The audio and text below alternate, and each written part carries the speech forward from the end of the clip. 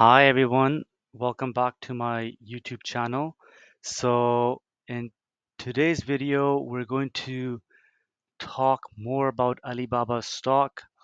You probably already know this, but the stock is up nearly 10% today. And it is still going, it's still looking strong. This whole week has been a fantastic week for Alibaba and Chinese stocks in general. Even commodities around the world are rallying. Goes to show how powerful China is and how important China is. Obviously, that's an understatement. But coming back to Alibaba, it is currently trading at $104.85. So great to see it break through $100 barrier. I expect it to go up to 120. That's where the next ceiling is, next resistance is. I don't see why it wouldn't go uh, as high as that in this current run. But just look at this. Last 3 months, it's been up 42%. Last 5 days, up 18%. It's so great to see that. If you look at last year to date, 35%, and most of those gains are from the last few weeks, 20% in 1 year. So Alibaba stock is doing really well. This is long time waiting. We had talked about why the stock was under so much pressure, why it was lingering so low, and there's a number of reasons for that. I will not repeat myself right now, but the key change that has happened is the macro environment that we were talking about for the longest time. We knew that China, Alibaba is a giant, it's a behemoth. We knew that fundamentally it is a strong company. We knew it generates a lot of cash flow. And fundamentally speaking, there aren't that many issues with this company.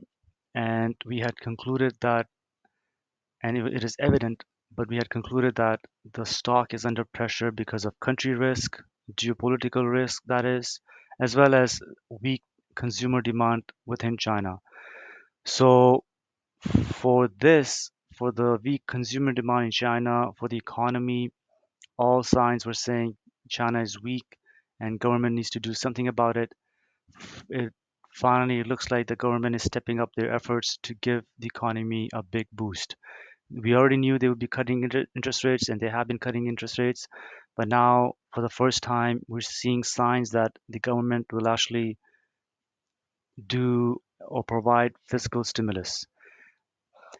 Earlier, there was some discussions whether or not President Xi would be on board in bailing out housing sector, bailing out unproductive, uh, debt-laden sectors, because at the end of the day, ideally, you want your markets to work themselves out.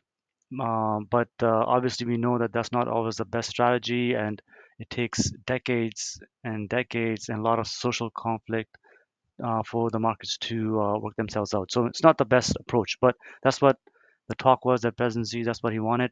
But anyways, looks like that may not no longer be the case. Politburo says China will ensure necessary fiscal spending, so that's a very good sign. We don't have the details yet, but honestly, it's a very good sign that looks like there's a policy shift here. So besides the monetary changes that they were making, cutting interest rates, increasing the reserve, reducing the reserve balance for banks, selling more debt. Uh, Looks like now they're going to be actually injecting capital in the markets. So that's great to see. Anyways, so a big day, good day. For me, I have been holding Alibaba since 2016. Back then, I wanted to get into e-commerce stocks because I was heavily invested in oil and gas and tech, and I wanted to go into consumers. So rather than going to Amazon, I bought Alibaba.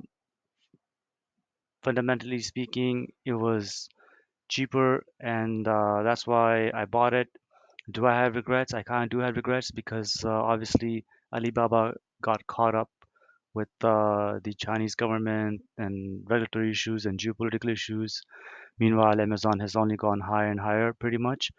So yes, but that's a whole different topic. But I'm still holding Alibaba. My average is $110 a share. I even bought this Alibaba at 320, I remember. So oops, I'm just gonna check that. So yes, like Alibaba, like I still have ways to go, but my account is increasing, is elevating. I was down like 35%, maybe 40%, as low as high as even 50%. But I must be down less than 10% now. I haven't checked my account in a while. So this is good news. I'm celebrating. I feel good, and I hope you also have some, some relief. At the end of the day, this is just another sign that the company is okay. I know that, yes, we know that PDD and JD and the competitors are eating their share, and that's good for consumers and that's good for China in general. That's fine. But Alibaba is a big behemoth. They have plans. I'm sure like they will fight back. And even outside of e-commerce, they have plans to grow in technology and cloud and so much more. Anyways, this is it for today. Until next time, goodbye.